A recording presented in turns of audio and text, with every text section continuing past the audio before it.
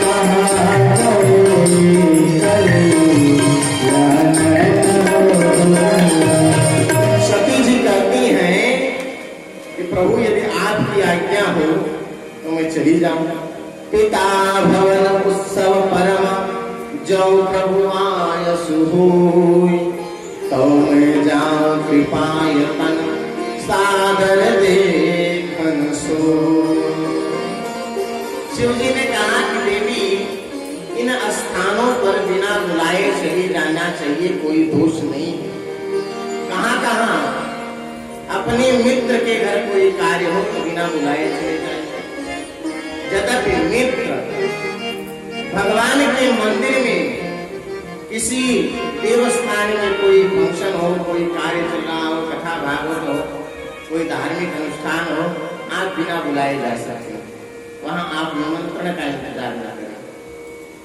यद्यपि मित्र प्रभु अपने पिता के घर, पितु और गुरुद्वारे पर, गुरु के यहाँ बिना बुलाए आप पहुंचे, लेकिन तदपि विरोध मान जब, अगर वहां कोई आपका विरोध मानने वाला है, कहाँ गए कल्याण हो, तो भी वहां जाने पर कल्याण होने वाला नहीं, विरोध मानने वाला कोई। और इधर दक्ष ने कह रखा था कि शिव तो अभिमानी है, आएगा नहीं, कदाचित सती आए तो कोई बात नहीं करेगा, यदि सती से कोई बात करेगा, यदि सती का कोई सम्मान करेगा तो उसका सर धड़ से अलग कर दिया जाएगा। दक्ष ने घोषणा करा दी थी दक्ष ने नगर में घोषणा करा, क्या सती आने पर सती के कोई स्वागत नहीं करेगा। और इधर सती जी भगवान से कहती है कि मैं चली जाऊं। शिव जी ने बहुत समझाया, लेकिन शिव जी की बात सती जी के बात समझ में आई नहीं। सती जी बोली तो मैं तो चलती, आप नहीं चलिएगा, मेरा तो मायका है, मैं तो चली, मेरा मायका है, मैं जा रही हूँ। शिव जी ने कहा जाओ जाओ। अब भगवान आंख बंद कर लिए, सती थोड़ी दूर गई, फिर लौट सके, अजी सुनते हो, चलिए ना, आप चलिए। शिव जी ने कहा भी देवी आप गई नहीं, मुझे तो लगा आप पहुंच गई होंगी दक्षपुर, दक्ष के नगर में आपका स्वागत हो रहा होगा, जाइए जाइए। फिर चल दी, फिर थोड़ी दूर जाकर के पुनः लौट आई, चलिए। शिव जी ने कहा भी आप गई हैं, मैं तो समझा कि आपका हाथ की आरती उतारी जा रही है। कई बार ऐसा हुआ, फिर सती जी चली तो घूम करके लौटने का नाम नहीं। शिव जी ने देखा कि सती जी आगे बढ़ गई, तो शिव जी ने 2 गणों को लगा दिया कि माता जी को अकेले नहीं जाने देना है। ध्यान दीजिएगा, घर से माताओं से निवेदन है, घर से अकेले नहीं निकलना चाहिए माताओं को, बहनों, साथ में छोटा बच्चा ही हो तो भी ठीक, लेकिन अकेले नहीं जाना चाहिए। अकेले जो महिलाएं, जो माताएं बहनें अकेले घूमती हैं बाजार में, उनकी क्या गति होती जानते हैं? जो गति सुपनखा की होती है वही गति होती है। सुपनखा भी तो अकेले घूमती थी महाराज, पंचवटी से गई है तो अकेले घूमा करती थी, तो क्या हुआ, नाक और कान दोनों सफा चढ़। अकेले घूमोगी तो नाक कान दोनों कटा करके ही लौटोगी। इसलिए परिवार के संरक्षण में जाएं, घर का एक छोटा बच्चा भी होगा तो भी आपके लिए वह सहारा होगा, अकेले कभी नहीं जाना। सती जी चली तो शिव जी ने गणों को साथ लगा दिया, श्रृंगी भृंगी को, जाओ बेटा, दौड़े दोनों, माता जी माता जी माता जी, क्या है बेटा, हम भी नाना के घर चलेंगे, आ जाओ मेरे लाल। सती जी ने ले लिया 2 गणों को और पहुंच गई दक्ष जी के नगर को।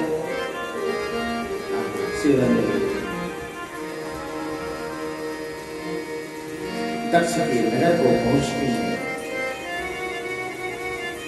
तो जो सती देवियां आशा लगा रखी थी कि नहीं मैं वहां चल रही हूं तो मेरा स्वागत सत्कार होगा, आज वह सती जब वहां पहुंची है तो सती जी को बड़ा कष्ट हुआ। कोई मुझसे बोलने वाला है, कोई मुझसे सती जी से बात नहीं करना। सती जी को बड़ा कष्ट हुआ कि मैं नहा के, किसी ने बात नहीं किया, प्रजा ने किसी ने, केवल एक व्यक्ति, केवल एक ही ने मिला जिसने सती को हृदय से लगाया, बाकी किसी ने। गोस्वामी जी लिखते हैं, कि सादर भरे मिली एक माता भगिनी बहुत सुना सादर भले मिली एक माता भगिनी बहुत बहने क्यों माता जी माँ सुनैना ने माँ प्रसूति ने ही हृदय से लगाया। माँ प्रसूति ने हृदय से लगा लिया और तुम यहाँ क्यों चली आई हो? तुम्हारे यहाँ तुम्हारा अपमान होगा। पहले मिलती है हरीश्वरी तू आ गई। हम तो सोचते थे कि तेरे यहाँ निमंत्रण ही नहीं गया था, तो बिना निमंत्रण के चली आई। क्या करोगी? गरीबी है, हमें कुछ मिलता नहीं। गरीबी में व्यक्ति निमंत्रण का कहाँ इंतजार करता है? अच्छा बता, छोड़ बता, जीजा जी कैसे हैं? कुछ काम धाम करते हैं कि भीख भी मांगते हैं? अच्छा कुछ घर वगैरह बनवाया कैसे पहाड़ पर ही खुले आसमान के नीचे रहते हैं? अच्छा बता, तेरे लिए हाल हवेल बनवाया ये क्या कर रहे हैं जीजा? आज सती को बड़ा दुख हुआ। माताओं जान लीजिए कि मायका कब तक? जब तक माँ तब तक मायका। मायका शब्द का अर्थ क्या? मायका, माँ का जो हो उसी का नाम है मायका। जब तक माँ है तब तक मायका है। जब माँ नहीं रही तो मायका उसी दिन से समाप्त हो जाता है। उसके बाद जाओगी ना तो भैया भाभी मिलेंगे, कब प्रसन्नता पूर्वक मिलेंगे, तो नाराज हो जाएंगे, इसकी कोई गारंटी नहीं। बार बार जाओगे तो भाभी कहेंगे दीदी बार बार चली आती है, क्या बात है? घर पर कोई समस्या है? क्यों बार बार हमारे यहाँ चली आती है? नहीं सामने करेगी तो पीछे ही बरबराएंगे कि रोज रोज चली आती है उठा करके। रोज जब आओ तो साड़ी दो, कपड़ा दो, ये दो, वो दो, जो देखो सब जो सामान अच्छा देखती है मांग ले जाती है। केवल माँ ही ऐसी होती है जो अपने बच्चों को हृदय से स्नेह करती, बिना स्वार्थ। पत्नी आपकी होगी ना, आप कहीं से लौटेंगे, बताइएगा, अनुभव सत्य है कि नहीं? आप कहीं से लौटे, पत्नी होगी तो वह यहाँ नहीं छुएगी, वहां आपके जेब में हाथ डालेगी कि आज क्या कमाया आपने, क्या लाए हैं कमा कर। और माँ होगी ना तो आपका जेब नहीं देखेगी, सबसे पहले आपका पीठ देखेगी। बेटा कुछ खाए हो सुबह से? कहीं तो कुछ खाया कि नहीं? माया बेटा भूखा है, कुछ खाया कि नहीं खाया, कुछ पिया कि नहीं पिया। आप चले जाइए कहीं, माँ आपको 100 बार फोन करेंगे, बेटा समय से खा लेना, समय से ये कर लेना। आप कितने भी बड़े हो जाएं, आपको मैं अपनी बात कर दूं, मैं अभी घर जाता हूँ तो माता जी हमारी हमको मारती। जब बाल मेरे बड़े हैं वैसे बाल पकड़ करके विवेकानंद जी हैं, बाल पकड़ करके ये बाल इतना बड़ा बड़ा रखा लिया है, छोट करा ले, सब बहुत अच्छा नहीं लगता है और लगेंगे। अभी तुरंत कोई गलती हो जाए या कुछ कर दो, तुरंत मार देते हैं। और सुबह हुई कहीं से आप आइए जाइए तो तुरंत माता जी अरे कुछ खाए कि नहीं खाए, क्या माने वहां पे पहुंच जाइए तो क्या बना करके खिला दे अच्छा तो अच्छा। अगर कहीं कुछ ऊपर नीचे हो गया तो लोगों की खैर नहीं, स्त्री होता है।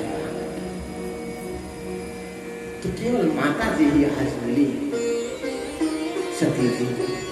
सादर भरे मिली एक माँ भगिनी मिली।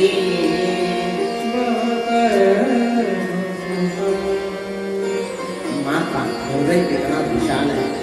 अभी रात में आप सो रहे हो और एक कप में जल लेकर के आऊं, एक कप पानी आपके बिस्तर पर डाल दूं, आप बताएं उस बिस्तर पर सो पाएंगे? सो सकते हैं आप? नहीं सो सकते। और माँ का महीना होता है, बच्चे को अपने पास सुलाती है। बच्चा पेशाब कर देता है तो माँ क्या करती है? बच्चा पेशाब कर देता है और रोने लगता है तो माँ उसे उठा करके सूखे की तरफ कर देती है और खुद वहां हो जाती है जहां पर बिस्तर गीला है। वह कष्ट सह करके आपको 9 महीने अपने गर्भ में रखती है। हमारा बड़े से बड़े पहलवान को 5 किलो का पत्थर पेट में बांध दो और कह दो कि 9 घंटे तक ऐसे लेकर के खड़े रह जाओ तो 9 घंटे में हालत खराब हो जाएगी। और वह जननी धन्य है जो 9 महीने तक आपको गर्भ में लेकर के, और उसके बाद भी लोग माता पिता को प्रताड़ित करते हैं, माता पिता का अपमान करते हैं। धिक्कार है ऐसे लोगों को जो अपनी माँ अपने पिता का अपमान करते हैं। भगवान को पूजा करने की आवश्यकता नहीं है। मैं गारंटी लेता हूँ, आप भगवान का जीवन भर नाम रखें, भगवान का जीवन भर पूजन करें, आपका कल्याण होने वाला नहीं है। यदि आप अपने माता पिता का अपमान कर रहे हैं, यदि आप अपने माता पिता का सम्मान नहीं कर रहे हैं तो आपका कल्याण होने वाला नहीं, कभी नहीं कल्याण होगा।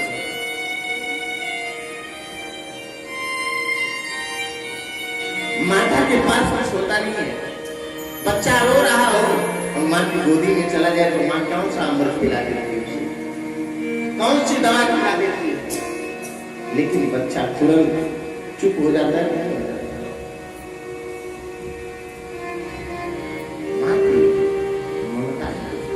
हृदय से लगाया है और कहा बेटी तू ही नहीं आना चाहिए, यहाँ तेरा बड़ा अपमान होता है। उसे देखा, दक्षिणी सती को देखा तो दक्षिणी सती की ओर देखा भी नहीं, चल दिया। माँ ने कहा सती से, बेटी अब जब तू यहाँ आ ही गई है तो जा करके यज्ञशाला देखो। यज्ञशाला में पहुंचती हैं सती जी। सती जी जब यज्ञशाला में गई तो यज्ञशाला में जाते सती जी जो कष्ट था, जो दुख था, वह तो क्रोध में परिवर्तित हो गया। सती जाई देखे तब जागा, कतहु न दीख शंभु गर्भा। शिव जी का कहीं भाग नहीं था। अब तो सती को क्रोध हो गया, बड़ा क्रोध है।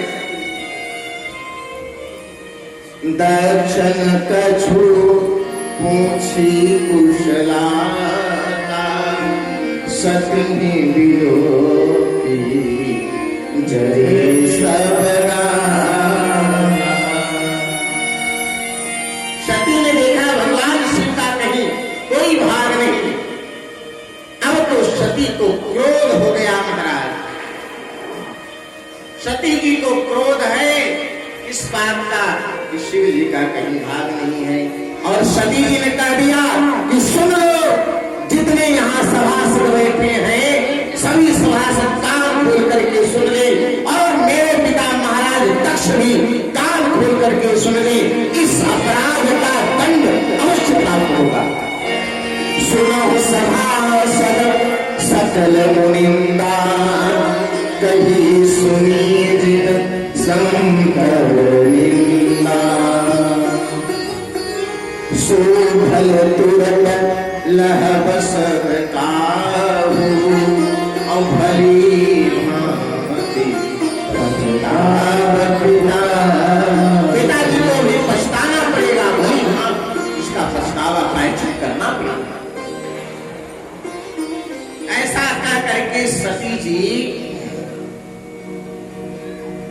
अपने दाहिने पैर के अंगूठे से योगाग्नि उत्पन्न करके स्वयं को अग्नि के हवाले किया।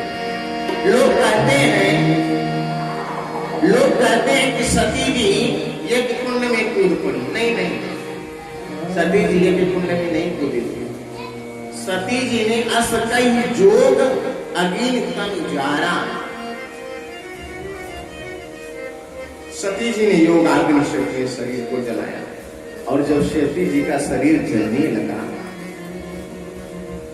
तो शिव के गण श्रृंगी भृंगी दौड़े, माता माता क्या किया आपने? मां पार्वती जी क्या कहती है, ध्यान दीजिएगा, बड़ी सुंदर सी बात। तब चित चढ़ेऊ जो शंकर कहेऊ, शिव अपमान समुझियो हृदय। पति का कहीं अपमान हो रहा हो तो वह पत्नी पत्नी कहलाने के योग्य नहीं, जो अपने पति का अपमान बर्दाश्त कर जाए। अब आजकल की नहीं तो समस्या हो गई है कि मायके जाती है तो खुद ही पति की 500-500 निंदा, ससुराल वालों की निंदा। यहाँ का अब तो कहना नहीं चाहिए, बड़ी विकृति है समाज में। जाते समय और कुछ दे चाहे न दे, एक फोन जरूर दे देंगे बिटिया। जियो चल गया है 600 रुपया में, ले जाओ बिटिया। और वहाँ कई रोटी बनी, कई रोटी कौन खाया ये जरूर बता देना। किसी ने कुछ दो, अगर कोई कुछ कह दे तुरंत फोन करना, मैं खटिया खड़ी करवा दूंगा, रहने नहीं दूंगा। ये चीज कभी भी ससुराल की निंदा नहीं करनी चाहिए। काम मायका नेता ही ससुराल बताओ, है ना? मायके में तो यही अपमान सती के जन्म प्राप्त होता है। इसलिए अपने यहाँ की निंदा करोगी ना तो कल के समय बीते तो होगा तो वही मायके वाले ताना भी मारेगा, तुम्हारे यहाँ नहीं कुछ खाने का था तो यहाँ भाग करके चली जाती थी, है कि? इसलिए कभी भी अपने घर की निंदा नहीं करनी चाहिए किसी से।